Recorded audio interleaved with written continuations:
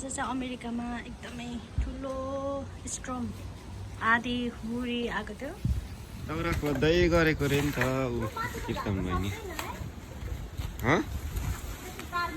त्यो तारमा अल्झेको छ दाउरा।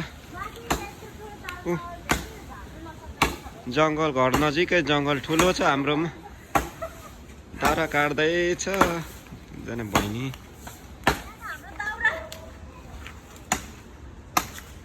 त्यो हाँगा चाहिँ अलि राम्रो गर्नु है, त्यो खुर्काउनु न अलिक।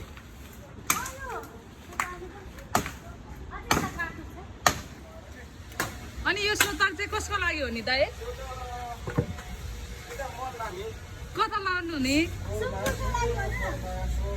दाइ? अनि अमेरिकामा दाउरा काट्दा कस्तो हुँदो रहेछ? नेपाल र अमेरिकामा के डिफ्रेन्ट रहेछ?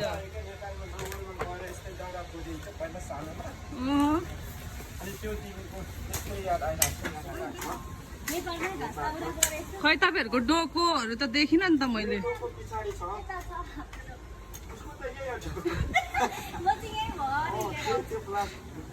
सरोज दाई कीर्तन दुईजनाले चाहिँ अब भारी कस्न थाल्नु भएको छ। मेरो भारी हो। अब चाहिँ मान्छेभन्दा धेरै भारी भएको छ, त्यही भएर अलिकति हामी समस्यामा परेको छौँ। यहाँ चाहिँ 3 जना मान्छे छौँ। यहाँ 1 2 3 4 5 6वटा।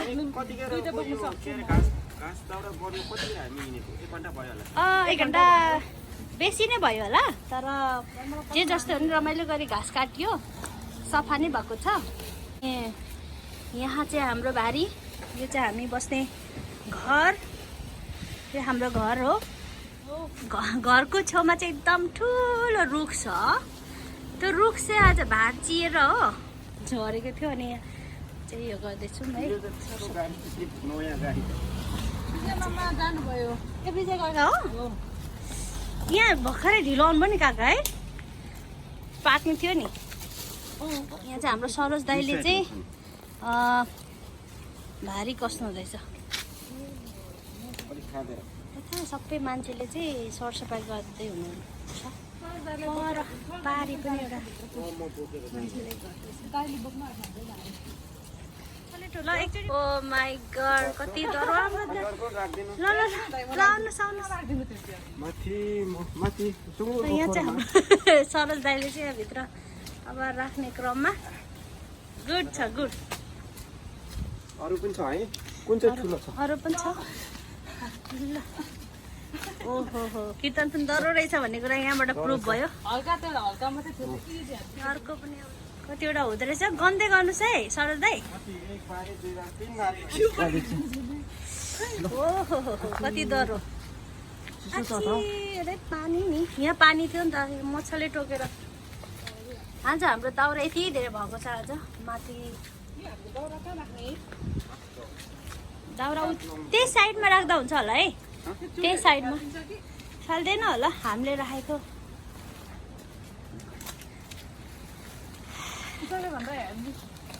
ल हाम्रो काम सित्यो एकदम। अहिले चाहिँ सफा भएको छ है।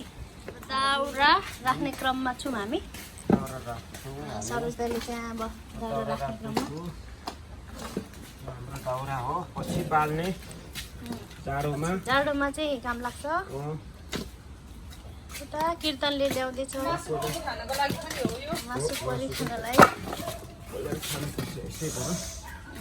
यसपालि चाहिँ थियो दाउरा राम्रो भयो, टाढो जानु परेन दाउरा काट्नुलाई। त्यो त राम्रो काटेको छैन त।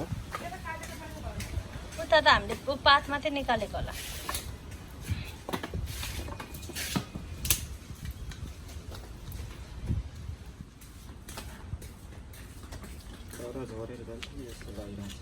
ल अघि त भनेको त नि मैले। यही भन्नुभएको गेट अगाडि।